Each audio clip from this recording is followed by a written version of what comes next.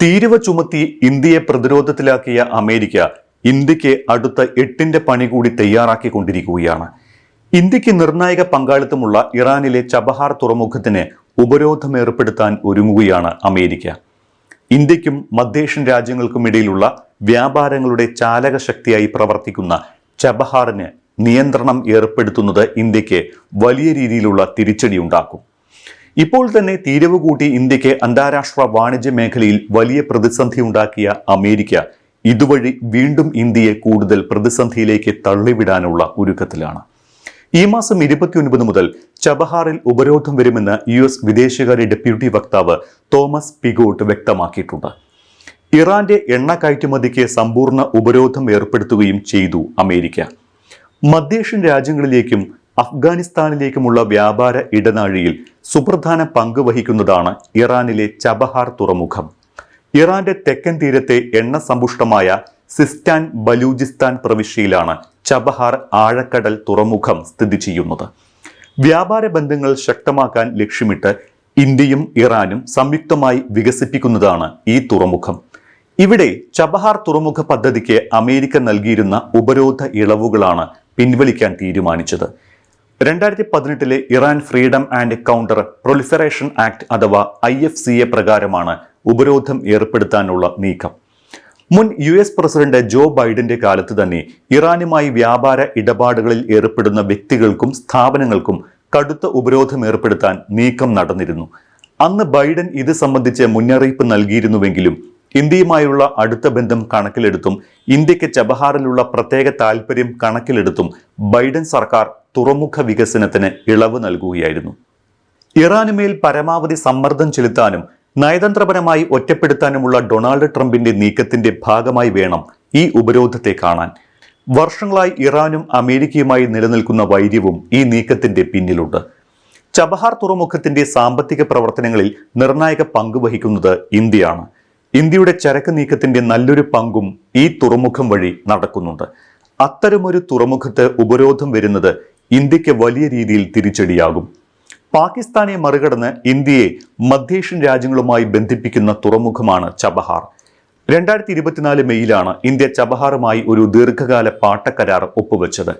തുറമുഖത്തിന്റെ നടത്തിപ്പും പ്രവർത്തനങ്ങളിലുമുള്ള അവകാശത്തിൽ 10 വർഷത്തേക്കുള്ള കരാറാണ് Joe Biden US പ്രസിഡന്റായ കാലത്ത് ഒപ്പുവെച്ചത്. തുറമുഖ വികസനത്തിന് $120 മില്യൺ നിക്ഷേപവും അടിസ്ഥാന സൗകര്യ പദ്ധതികൾ ഒരുക്കാൻ $250 മില്യൺ വായ്പയും ഇന്ത്യ ഉറപ്പുവരുത്തിയിരുന്നു. തുറമുഖത്തിന് ഉപരോധം വരുന്നതിലൂടെ ഇന്ത്യയുടെ നിക്ഷേപങ്ങളും തുലാസിലാകും. ഇറാനും ഇന്ത്യയും ഈ കരാറിനെ നയതന്ത്ര ബന്ധത്തിലെ നാഴികക്കല്ല് എന്നാണ് അന്ന് വിശേഷിപ്പിച്ചത്. പാകിസ്ഥാനെ ആശ്രയിക്കാതെ അഫ്ഗാനിസ്ഥാനിലേക്കും ഇറാനിലേക്കും മറ്റ് മധ്യേഷ്യൻ രാജ്യങ്ങളിലേക്കും തുടർന്ന് അവ വഴി റഷ്യയിലേക്കും യൂറോപ്പിലേക്കും നേരിട്ട് പ്രവേശിക്കാനുള്ള ഇന്ത്യയുടെ തുറുപ്പുചീട്ടാണ് ചബഹാർ തുറമുഖം.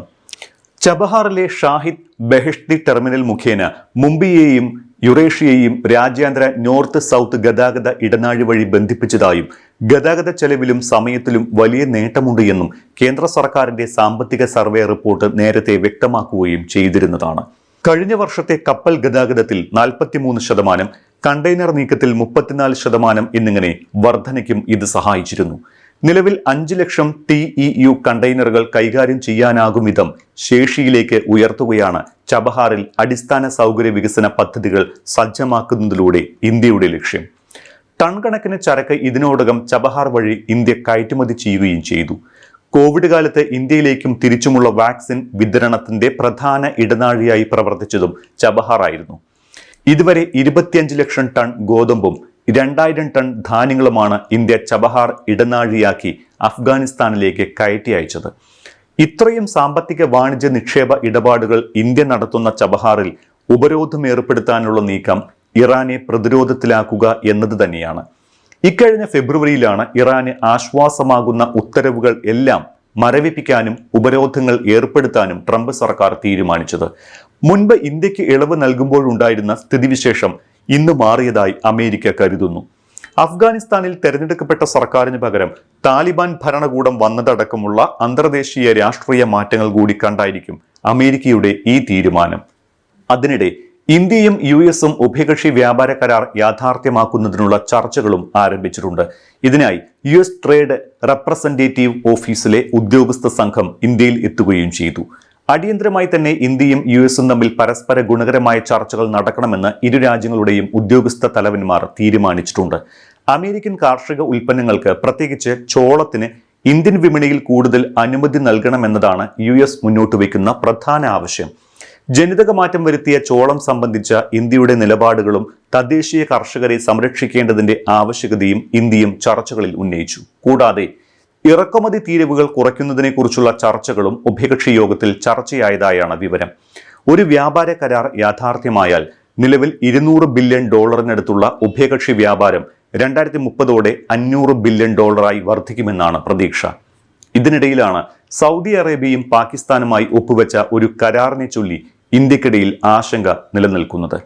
സൗദിയും പാകിസ്ഥാനും ഒപ്പുവെച്ച ഒരു പുതിയ പ്രതിരോധ കരാറാണ് ആശങ്കയ്ക്ക് ആധാരം.